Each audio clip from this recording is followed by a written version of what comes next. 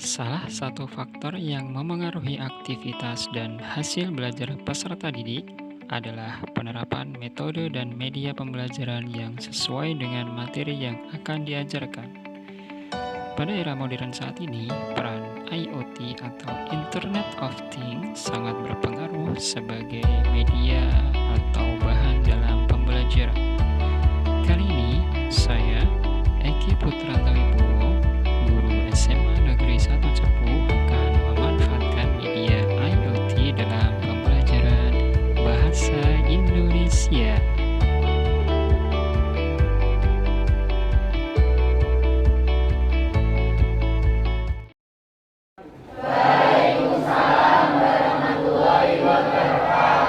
Selamat siang semuanya. Ya. Apa kabar hari ini? Baik. Untuk memulai pembelajaran, kita berdoa dulu ya. Tuan kelas, Mas Tanto. Doa mulai.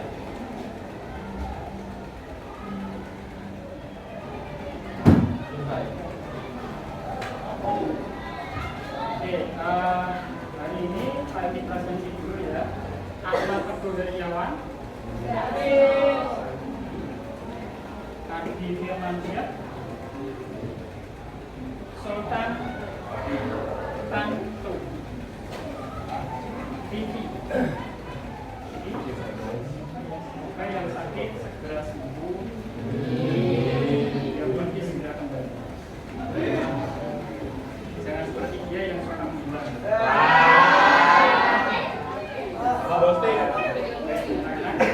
Kemarin kita sudah belajar materi tentang Produksi pada perkiraan apel. ya, kemarin kita sudah mencoba belajar memaknai dan mengevaluasi ya tentang teks anekdot. Hari ini kita masih belajar tentang anekdot lagi, tapi dengan kegiatan yang berbeda. Hari ini kita akan berkegiatan yaitu menguraikan bagian-bagian struktur anekdot dan menganalisis kebahasan teks anekdot. Jadi setiap teks dalam bahasa Indonesia itu pasti memiliki struktur atau bagian-bagian dan juga kebahasan. Ini punya teks ya, silakan diperhatikan. Kemarin tertangkap CCTV. Seorang warga melapor kemalingan. Pak, saya kemalingan. Kemalingan apa? Mobil, Pak. Tapi saya beruntung, Pak. Kemalingan kok beruntung? Iya, Pak. Saya beruntung karena CCTV merekam dengan jelas. Saya bisa melihat dengan jelas waktu kemalingan. Dan sudah minta izin malingnya untuk mereka belum, tapi menatap polisi dengan penuh keheranan.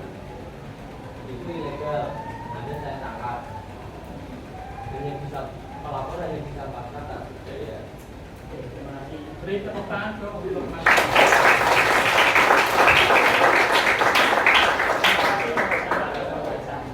Nah, di sini Pak Edi punya teks ya berjudul Aksi Maling Tertangkap CCTV. Nah, di sini ada kalimat seorang warga melapor kemalingan. Ini kalau dalam anekdot itu merupakan struktur yang pertama.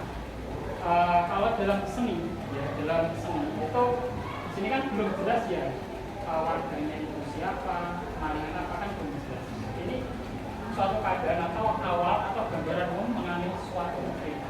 Nah, dalam seni hal-hal yang bersifat tidak jelas itu apa? Ya, betul, abstrak. Di sini bernama abstraksi.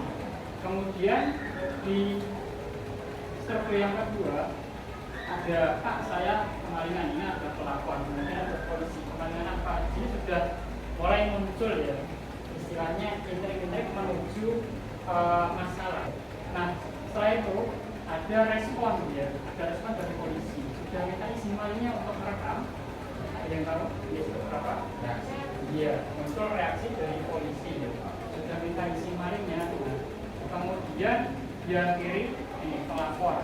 Akhirnya bisa pasrah tak berjaya. Tadi kan bentuknya dialog. Kemudian yang kedua ini bentuknya Mas Ali, silakan. Kita dan tapi kalau itu uang itu Nasruddin membeli ikan di pasar dan membawanya ke rumah. Kalau kucingku 2 kilo, mana ikannya? Kalau 2 kilo, ini adalah ikan, mana kucingnya? Ya, tepuk tangan untuk Mas Ali.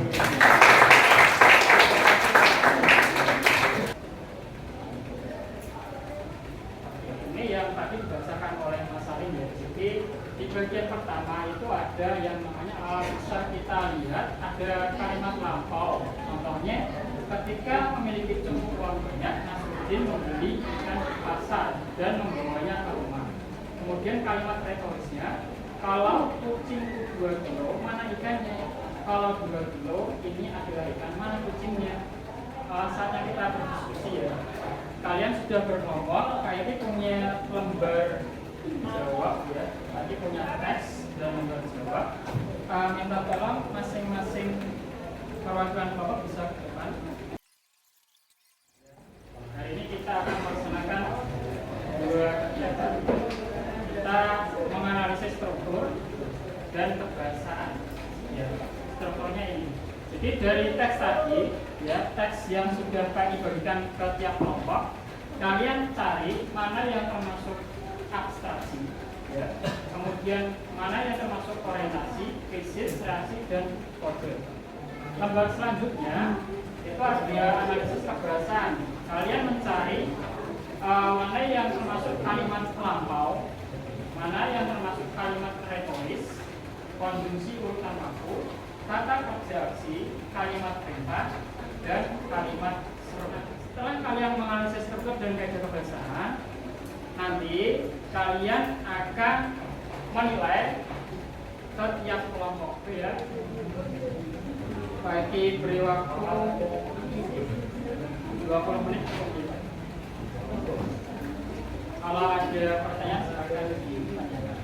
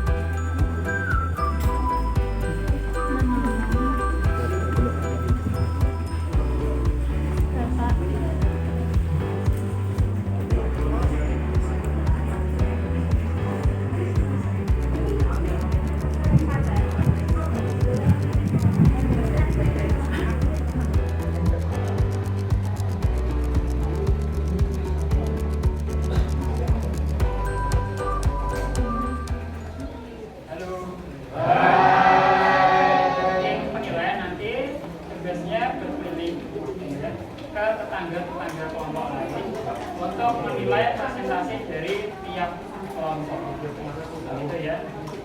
Nah, tim ahli nanti menyambut kedatangan tim penilai ya.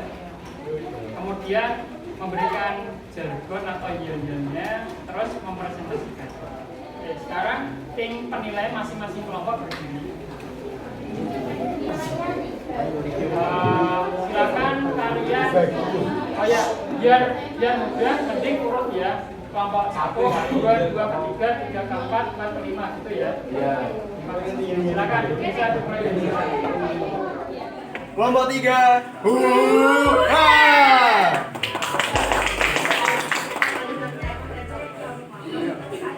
Jadi kami tim dari kelompok 3 akan dari kelompok A akan menjelaskan hasil dari jawaban kami. Anggotanya ada Pak Sende Alisa. Rupanya warga itulah yang menolong si pejabat. Karena merasa berutang budi, si pejabat ingin berterima kasih kepada warga. Bacaannya juga ada. Demikian presentasi dari kami tim ahli dari kelompok 3. Apakah ada pertanyaan?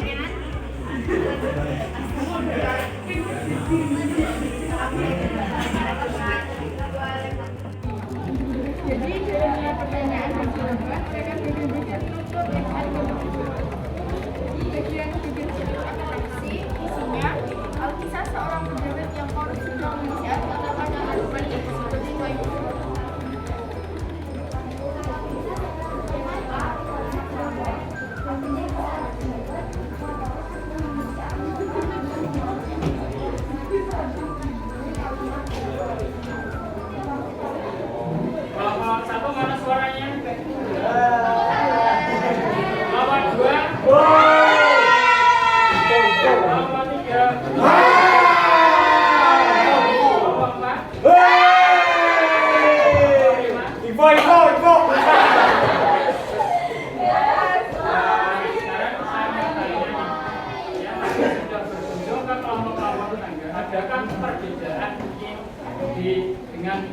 dengan kalian? Ada.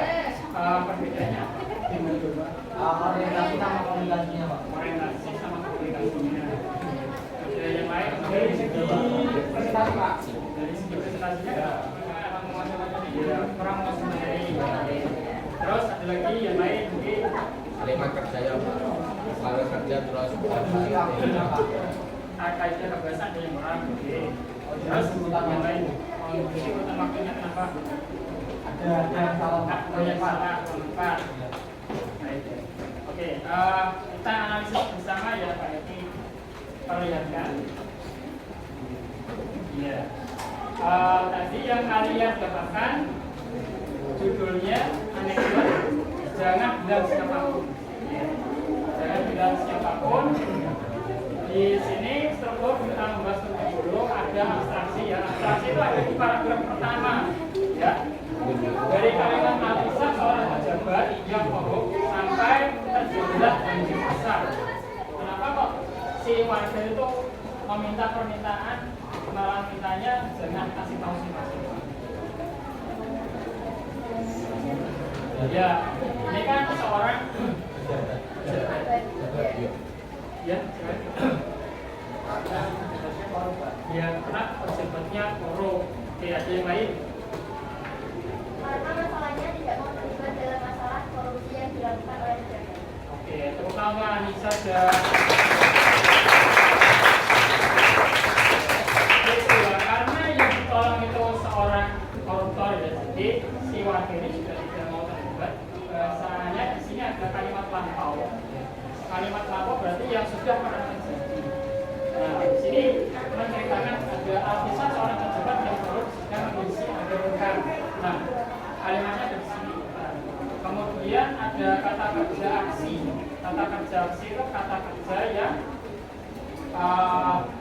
melakukan suatu kegiatan yang bisa dilihat secara langsung. Ada kata memancing.